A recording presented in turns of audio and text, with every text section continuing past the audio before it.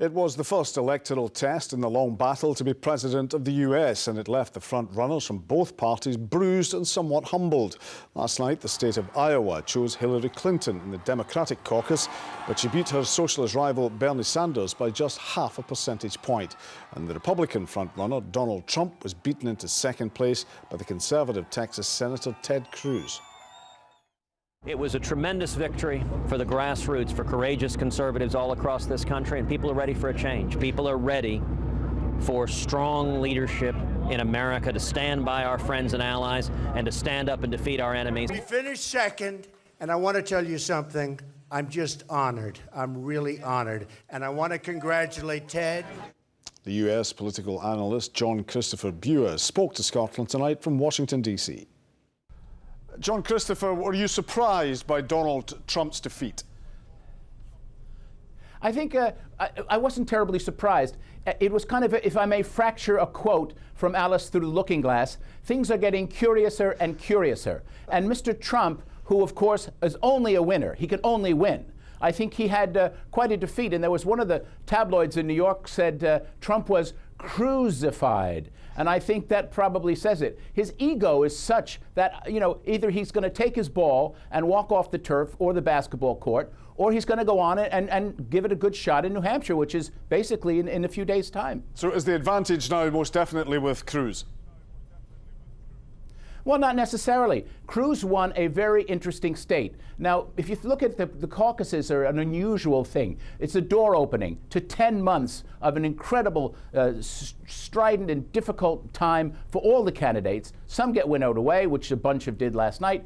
But then Iowa is the opening door. And then you go to New Hampshire. Completely different setup, completely different demographic. Then you go to South Carolina, where there are actual African-American people and people who are completely different, not born-agains, not Tea Party people. The people in New Hampshire are a different demographic. They're more like the Brits. Half the towns in New England, or especially in New Hampshire, are Manchester and Peterborough and Plymouth and Portsmouth. So it's very much that kind of mentality and that kind of thinking. But there's 50 states, and there's Super Tuesday, there's lots of different pylons, and whether Trump survives, it's up to him. If he wants to be a player, he'll actually get out there and press the flesh, which he did not do in Iowa, and that came down to his disadvantage, where Cruz did. Cruz had a much more ground event. He met many more people. He didn't hold them in contempt, basically, and Trump looked down at people, and people understand that, and they knew that. And what about Hillary Clinton? Perhaps a lot narrower than she might have anticipated?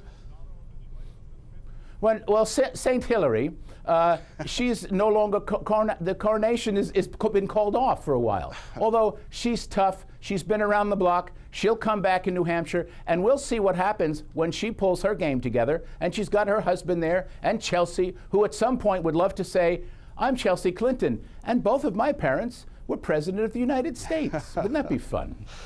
As you say, New Hampshire on February the 9th, what can we expect from that?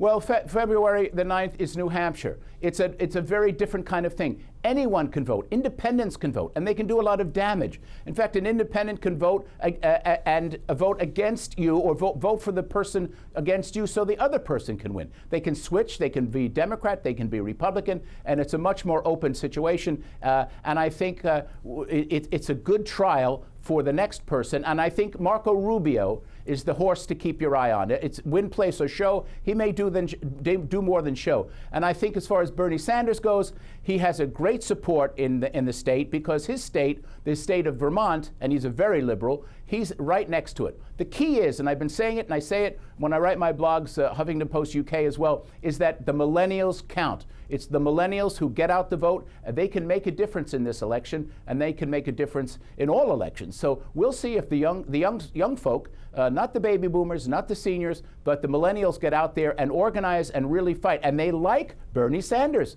You'd think he was older, but he gives them that revolutionary spirit, that revolution 1968 kind of ferment, and I think that's what the young people are looking for, and they can swing an election. John Christopher, thanks for joining us on Scotland Tonight. Pleasure, John.